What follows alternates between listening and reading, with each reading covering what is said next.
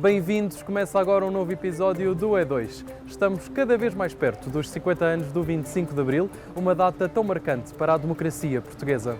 Abril de 74 foi um ponto de viragem para Portugal. Depois de vários anos marcados pela perseguição à liberdade individual e pelo medo a cada esquina, caiu o Estado Novo e os portugueses sentiam ares de liberdade pela primeira vez.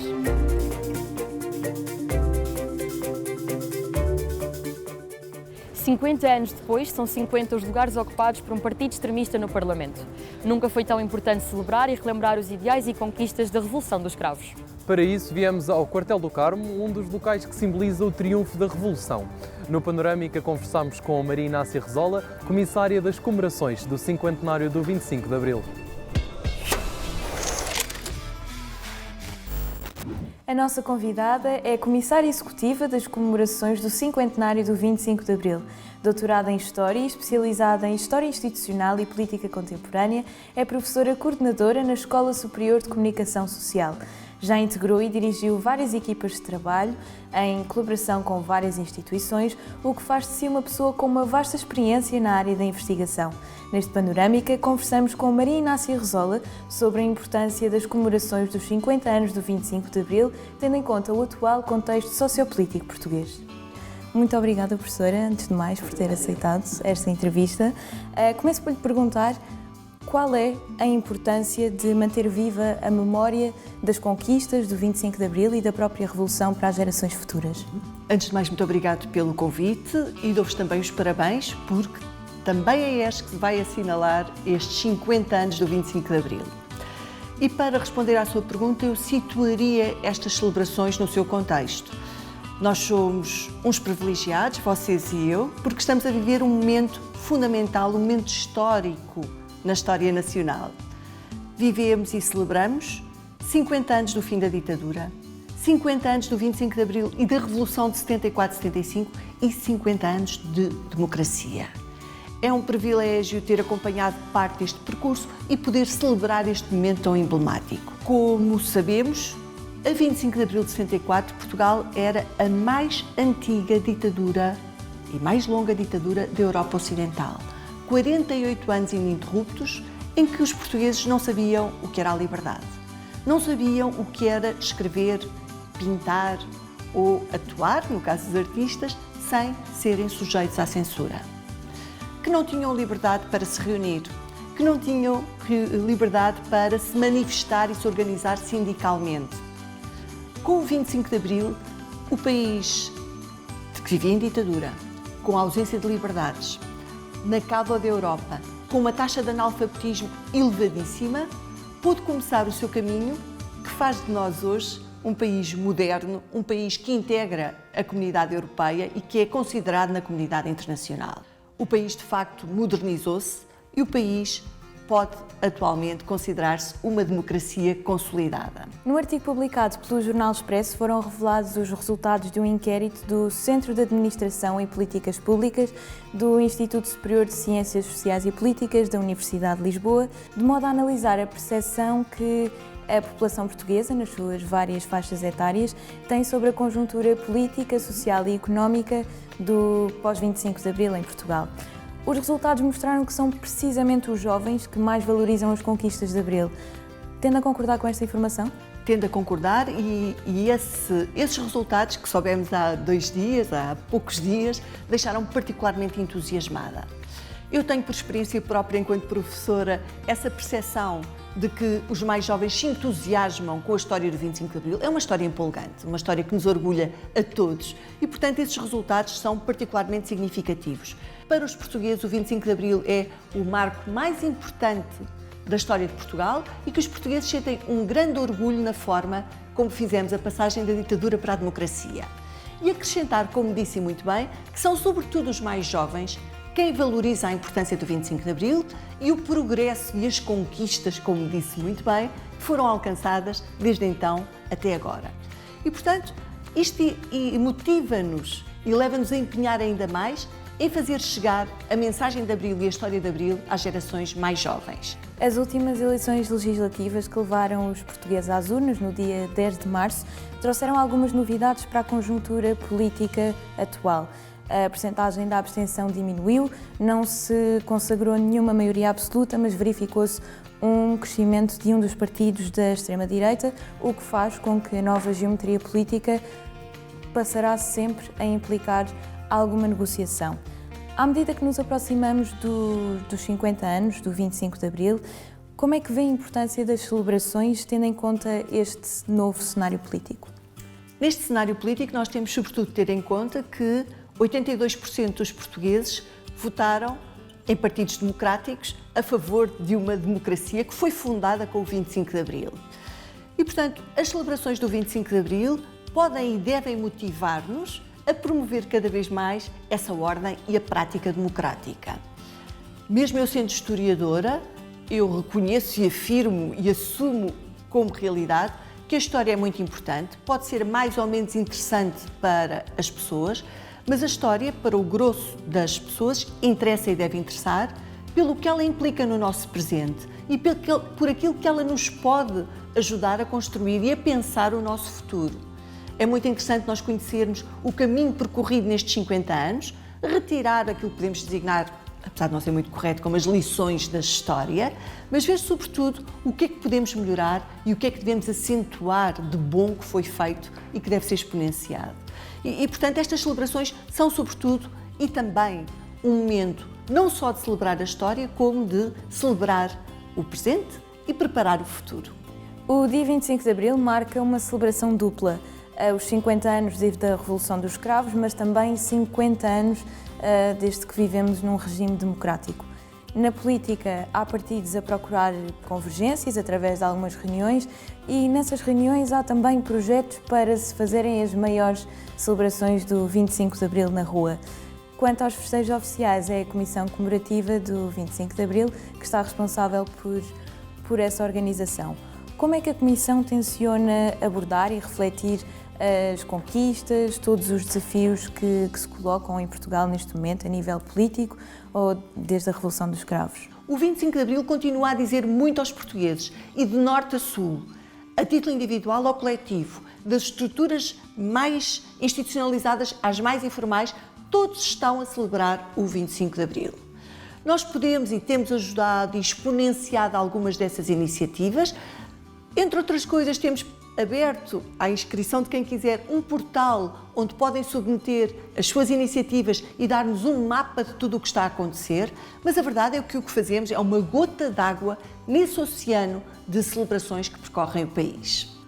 Entre as várias coisas que temos pensadas, temos intervenções na área do conhecimento, com exposições, publicações, temos na área mais académica, com colóquios, debates e recolha de testemunhos, temos projetos educativos e temos também uma dimensão festiva e artística, nomeadamente através das linhas concursais que foram abertas para a área dos espetáculos, para a área do cinema, que está agora em curso, para a área da investigação científica e também vai abrir muito em breve para a área da criação literária. E, portanto, a multiplicidade de intervenções deixa bem patente o trabalho que está a mobilizar todos os portugueses nestas celebrações. Professora, mais uma vez, muito obrigada por ter aceitado esta entrevista. Termina assim mais um Panorâmica, desta vez sobre a importância da Revolução de Abril de 1974 para a democracia portuguesa. Para manter viva a importância da Revolução, recorremos sempre às memórias daqueles que a presenciaram, através de vídeos, fotografias ou até mesmo das histórias que os mais velhos nos contam. Vários foram jornalistas que estiveram nas ruas de Lisboa e imortalizaram em imagens a reconquista da liberdade. O repórter E2 reconhece a importância do fotojornalismo e o seu contributo para eternizar as memórias da Revolução. Após a queda do Estado Novo em Portugal, até chegarmos à democracia como a conhecemos, viveram-se períodos de altos e baixos. Rui Ochoa e Alfredo Cunha são dois dos fotojornalistas que nos têm ajudado a preservar na memória a transformação que tem sucedido desde então, ao retratar a mudança através da sua lente. O 25 de Abril não foi apenas mais um dia, mas sim o início de algo que marcou a vida daqueles que o testemunharam. Eu fui apanhado um pouco de surpresa pela Revolução. Acontece que no dia 25 de Abril eu levantei-me muito cedo porque tinha que vir para o jornal, chegar ao jornal aí às 8 e tal, e Entrei no comboio, eu não tinha carro ainda, era muito jovem, entrei no comboio, o comboio estava completamente vazio. Quando cheguei à estação do Rossio, 0 pessoas. Subi a calçada do Carmo, até ao Largo do Carmo, 0 pessoas. E quando entro no jornal, na redação do jornal, então estava tudo a trabalhar. Eu disse, mas o que é que se passa? Assim, é a revolução. A experiência é uma experiência intensa, porque eu sou um jovem fotógrafo de imprensa, tenho 20 anos na altura, tinha quase 2 anos como estagiário no jornal O Século e de repente, aos 20 anos, acontece uma revolução. E com tudo o que isso implica e significa, é evidente que é tudo muito intenso. E mais a mais, com as condições tecnológicas da altura, foi intenso. Resumindo numa palavra, foi intenso e fantástico. Desde há 50 anos atrás, novas tecnologias surgiram e temos-nos deparado com formas inovadoras para capturar a imagem, como é o caso de um telemóvel. Será esta realidade algo que tem desafiado o fotojornalismo e os profissionais da área? É claro que o facto de hoje as novas tecnologias estarem ao serviço do fotojornalismo é uma coisa ótima, porque, digamos, facilita-nos toda a vida, não é? A fotografia tem tido muitas evoluções técnicas, muitos avanços do ponto de vista técnico. As câmaras hoje são outra coisa que eram há 50 anos atrás, como as câmaras que eu usava há 50 anos atrás eram outras coisas do que as câmaras que o meu pai usava há 50 anos atrás. Hoje em dia é tudo muito fácil. Como vocês sabem, qualquer máquina fotográfica, já nem estou a falar em telemóveis, não é? Qualquer máquina fotográfica transmite por si próprio uma imagem para um e-mail, na redação, enfim. Atualmente tínhamos a película e o papel, agora temos o digital. Temos os computadores, os monitores, os LCDs, os cartões de memória, os discos externos. Mas há uma coisa que continua igual, é a fotografia. Aquele retângulo é o mesmo. Uma das conquistas de Abril foram os desenvolvimentos alcançados na área da educação. Com o avançar dos tempos, torna-se inevitável o aprimoramento das técnicas que são ensinadas aos futuros profissionais. O ensino do fotojornalismo, não só baseado nas novas tecnologias, como também a essência, digamos, da estética da fotografia, também evoluiu muito na medida em que, hoje em dia, temos escolas. No meu tempo não havia escolas de jornalismo. Nós éramos todos... Eu, por exemplo, andei a estudar economia. O fotojornalismo sério e bem feito pode ser de um contributo histórico muito, muito, muito importante. Porque as pessoas, a certa altura, dizem, a fotografia vai acabar. Não, a fotografia não vai acabar. Um filme é um filme. Nós vemos um filme e analisamos um todo. Mas às vezes olhamos para uma fotografia e aquilo traz-nos um mundo. E é um fotograma. Portanto, hoje tudo é ainda bem muito mais facilitado. Os jovens fotojornalistas que andam por aí, eu fico admirado, porque eles com 22, 23 anos fazem coisas que eu só fiz aos 30 anos. Porque eles aprendem rápido, não é? Porque há escolas, eu próprio dei aulas, não é? E hoje em dia há montes de professores de fotojornalismo e isso é uma coisa boa. Portanto, o fotojornalismo veio para ficar, não vai morrer, não se preocupem. O fotojornalismo procura continuar a desempenhar o seu papel na documentação do presente e do futuro. O registro dos últimos 50 anos em democracia é assim um dos exemplos do lugar que tem ocupado na manutenção da identidade e da memória coletiva do povo. Laura, tu sabias que a Revolução só aconteceu por causa de um pneu furado? Sabia, mas não foi bem assim que aconteceu. É verdade que foi um pneu furado numa madrugada, quando Vasco Lourenço e Hotel Saraiva de Carvalho regressavam de uma reunião que impulsionou o planeamento do golpe de Estado. Foi no momento da troca do pneu que Vasco Lourenço afirmou que nada se iria solucionar com requerimentos e papéis. E foi aí que percebeu que um golpe de Estado e a convocação de eleições seriam mais eficazes para o país. Esse é o meu sonho. Foi a resposta que ele recebeu do Hotel Saraiva de Carvalho. Exatamente, Tomás. E são curiosidades como esta que te damos a conhecer agora, no Senta-te e Explica. 2024 é o ano em que se celebra os 50 anos do 25 de Abril, uma data que marca um dos dias mais importantes na história de Portugal e da democracia. Mas será que os portugueses conhecem os mistérios que o envolvem? Hoje vamos pôr à prova os conhecimentos dos cidadãos e desvendar algumas das curiosidades sobre este célebre dia. Começamos por perguntar, será que o 25 de Abril foi a primeira data pensada para o golpe? Tenho ideia que não. Acho que não. Eu acho que sim.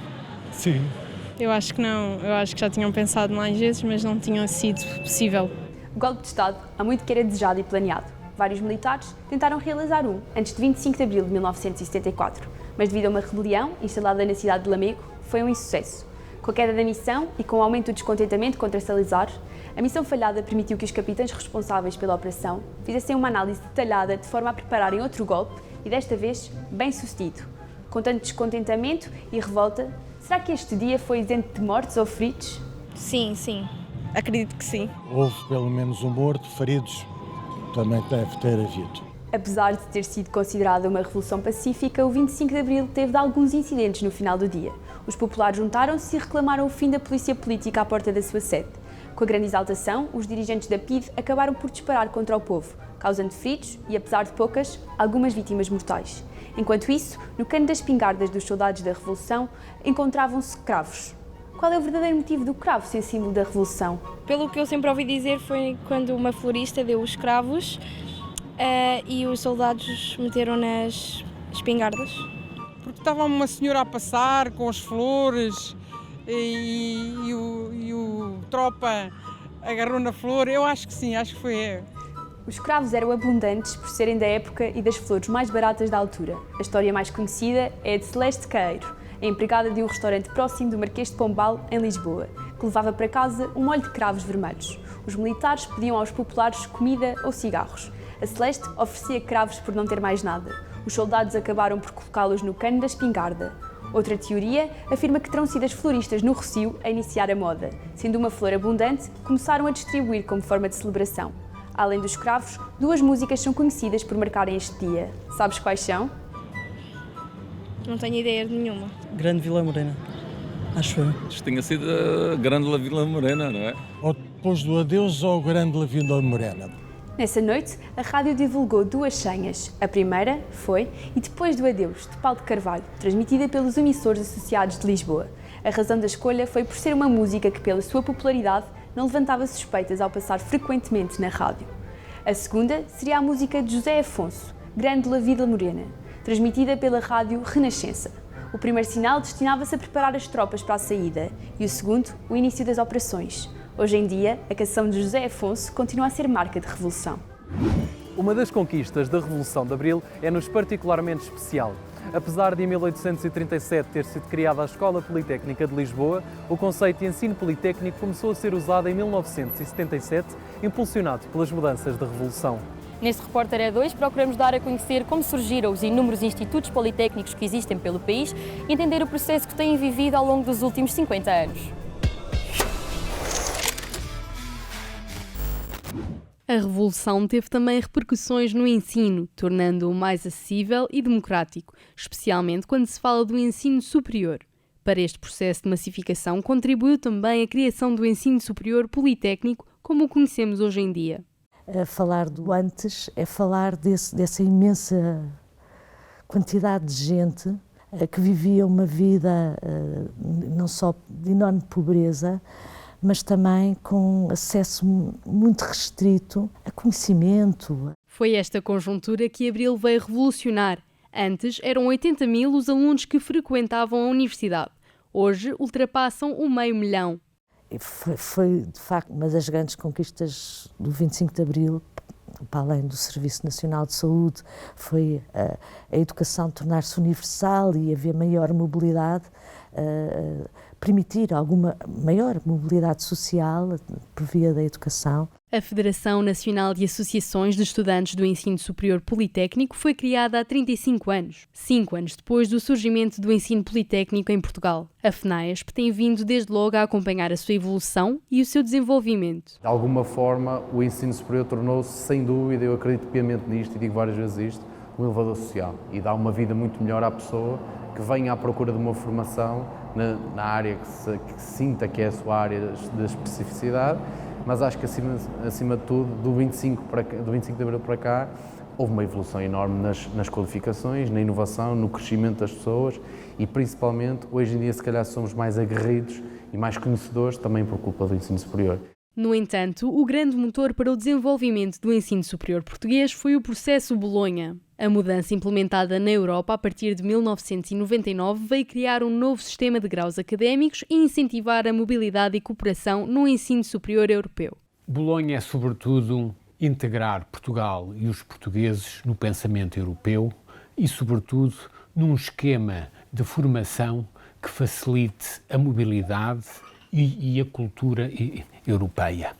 A ideia que todos nós, os nossos filhos, os nossos netos, os netos dos nossos netos, podem estudar em qualquer ponto da Europa. Portanto, eu acho que foi uma conquista que também ajudou a sociedade, porque aproximou das pessoas exatamente isso. E nesse mesmo processo, até recentemente, com a questão dos doutoramentos, mais uma vez foi isso que aconteceu. Portanto, aproximamos a ciência, a tecnologia e a inovação das diferentes regiões, que antigamente só havia nas universidades, que não têm tanta presença a nível do território. O ensino politécnico desenvolveu aqui uma questão particularmente crítica em Portugal e noutros países europeus naquilo que se chama a democratização do acesso ao ensino superior. Porquê? Por ser um ensino mais curto e por isso ter menos risco para as famílias. Até o atual governo, a tutela da educação dividia-se em 2 ministérios, o da educação, responsável pelos níveis de educação obrigatórios, e o da ciência, tecnologia e ensino superior. O 24º governo decidiu fundir ambos no Ministério da Educação, Ciência e Educação. Penso que é uma má opção política, escrevi-o já, e penso que quem perde com isso são os jovens, mas obviamente para isso é que temos um debate político e temos um Parlamento e as instituições em Portugal, já hoje maduras após 50 anos de liberdade, para discutirem esse processo e conduzirem às alterações que vierem a ser necessárias no futuro. 50 anos depois do 25 de Abril, o número de alunos no ensino superior é 5 vezes maior. A educação torna-se num pilar cada vez mais assente da democracia portuguesa. No entanto, mais de metade dos alunos carenciados continua ainda a ver o acesso ao ensino superior condicionado e o seu futuro repleto de incertezas. E é aqui, na Avenida da Liberdade, que no próximo dia 25 podem celebrar Abril. Celebrar a liberdade. E chega ao fim mais um episódio do E2, mas não perca os nossos conteúdos exclusivos nas redes sociais digitais. Podem ainda rever os episódios na RTP Play ou no YouTube, em E2ESC. Tenham uma boa semana. Até à próxima.